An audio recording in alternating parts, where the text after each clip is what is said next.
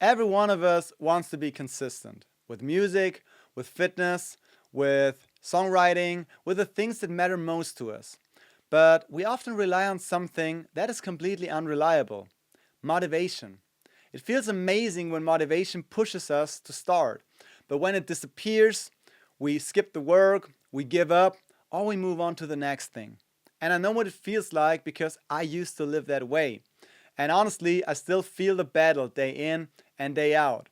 The difference is that today I no longer depend on motivation to keep going. So in this video we're talking about why you don't need more motivation and the tools that can help you to stay consistent with almost anything.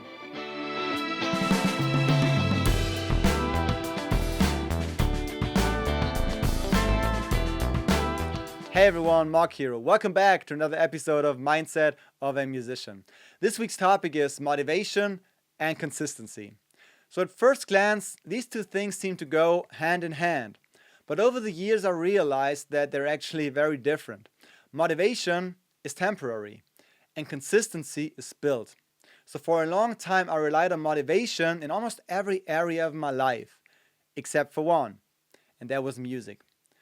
Without even realizing it, I accepted that there would be good days and bad days.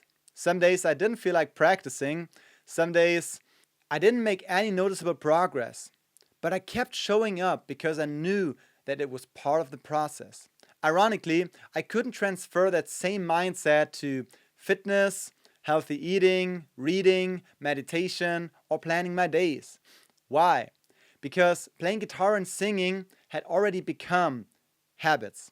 Everything else was still unfamiliar territory.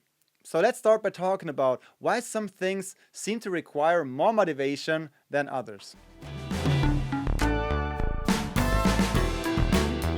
If you're a musician watching this, you probably know exactly what I'm talking about, especially if you started playing your instrument at a very young age. I've been playing guitar for more than half my life, so every time I pick it up, it feels like home. So even when I need to prepare for a gig I'm subbing in for, the barrier to practicing isn't that high because I genuinely love playing guitar. But then there are two things that usually require more motivation. First, new things we want to learn, and second, habits we don't enjoy every single day. So the first one is obvious. Every new habit begins with motivation. Even if you're working in a job you don't enjoy, your motivation might simply be the paycheck. When we're learning something new like a musical instrument, a language, or a craft, it's exciting at first. And I see this with my students all the time. They're highly motivated until they reach their first real obstacle, like learning barré chords. That's usually when progress slows down. You keep practicing, but nothing is really improving. So some people keep going and others stop. And then there's the second category. The things we don't necessarily enjoy doing, but these things are essential if you want to reach a goal. For example, I work out 6 days a week, I run 5 days a week, and I also swim and cycle during the week. And almost every morning, I don't jump out of bed thinking, I can't wait to go for a run, let's go. It's a battle I fight day in and day out with every single training session. But my goal is to become the strongest and fittest version of myself, so I do it anyways. No matter if I'm motivated or not. Because if I would rely on my motivation, I would probably skip almost every training session. Recording these YouTube videos is another great example. I'm usually not looking forward spending 2 to 3 hours being fully focused and recording these videos like I'm doing right now. But I know how satisfied and proud I'll feel once the video is finished. So why am I able to stay disciplined today when I couldn't do it a few years ago? That's exactly what we're going to explore in the next chapter. In order to keep showing up when motivation is gone, we need tools that support us. Of course, a lot of people are talking about willpower and discipline, but that doesn't really help when you don't have the tools to build those qualities, because willpower and discipline are built, not given. So what does that toolkit look like? Never let zero be an option. The goal isn't to make progress every day. The goal is to not break the habit. So what do I mean by that? Well, one push-up is better than doing nothing. Reading one page is better than reading nothing. Playing guitar for a minute is better than not playing at all. Sitting down and focusing on your breathing is better than skipping it completely. If you think that those things don't matter because they take too little time, you're missing the point. So let's go through a few examples. Would you say that someone who consistently does one push-up every day will eventually be able to do 2? Of course. Soon they will do 3, then 5, then 10. And eventually, they've built a habit. So here's the question. How important was that very first push-up? Reading one page a day is exactly the same. One page doesn't sound like much. But if you read every day for 365 days, you've read 365 pages. That's an entire book. And one great book can completely change the trajectory of your life. So how important is that one page a day? Practicing guitar for 1 minute is something I tell all my students who say they have no time. Would you say that someone who practices one focused minute every day will improve more than someone who does not play at all? I certainly would. And the last example is breathing. If you're stressed and think 1 minute of breathing won't make a difference, try it for yourself. The next time you're overwhelmed, breathe in for 4 seconds, hold for 7, and exhale for 8 seconds. Do that for 1 minute and then notice how you feel afterwards. Every action is a vote for the person you want to become. When I first read this quote in Atomic Habits by James Clear, it really hit me. Now whenever I have to decide whether to do the things I planned or skip it, I think about that quote. But in order for it to work, you first need to define the person you want to become. Therefore, schedule some time this week. Sit down and write down your goals. Then ask yourself, who do I need to become in order to achieve them? The next time you don't feel like taking action, ask yourself one simple question. Would that person skip this or do it anyway? So if you want to become fit, become a better musician, write songs consistently, or learn to handle your emotions better, every small action is a vote for the future version of yourself. It is visualizing your future every day to be fully aware of the goals we want to reach and the process that takes us there. And if you keep showing up on the days you don't feel like it, something interesting happens. One day, you no longer need motivation. It is simply who you are. And the last tool is your environment.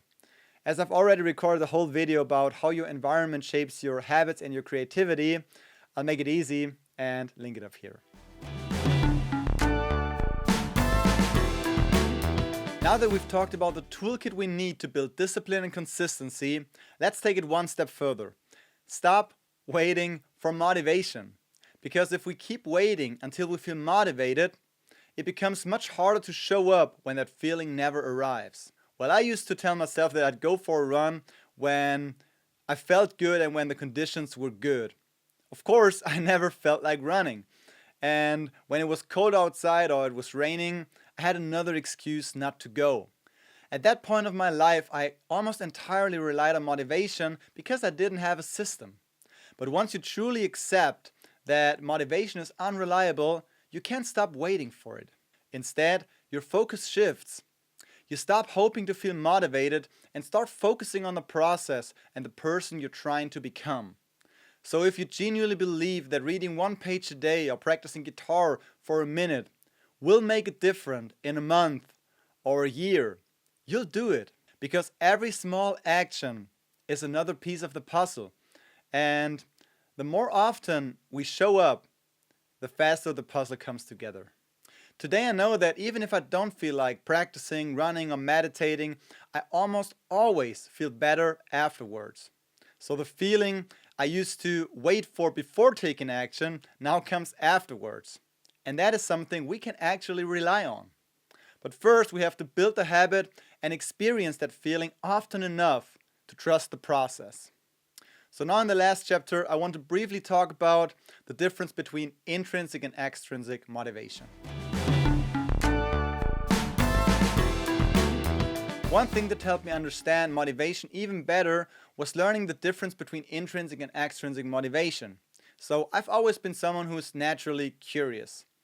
So when something genuinely interests me, I can spend hours learning about it without anyone telling me to. So when COVID hit, my band started recording our own songs for the first time. Before that, we've always been in recording studios recording our songs, which cost a lot of money.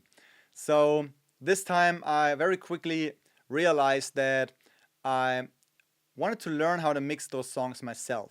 So I watched Mix with the Masters. I read books about it. I watched a lot of YouTube videos. I talked to other musicians I knew who mixed their own songs.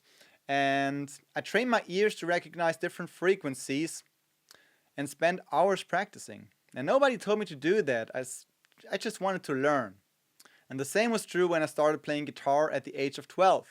My parents never pushed me, and neither my brother, to play an instrument. It was our own decision. And the same thing happened with fitness years later. I wanted to understand how training, recovery, and nutrition work because I found the topic very fascinating. But not everyone experiences motivation the same way.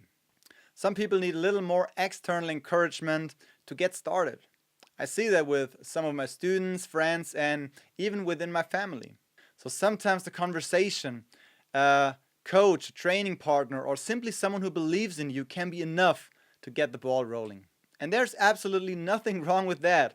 The important part is to understand what helps you to get started. Because whether your motivation comes from within or from someone else, the goal is always the same: to keep showing up until you no longer need motivation. Because one day, it is no longer something you have to force yourself to do. It's simply part of who you are. So I hope this video was an encouragement for you to no longer depend on motivation. If it was, please leave a like and subscribe to the channel. If you want to dive deeper into topics like this, feel free to join me in my Mindset Monday newsletter. Link is in the description. And now let me know in the comments what you think about motivation. I'm very curious to read your comments. So thanks so much for watching, and I'll see you in the next one.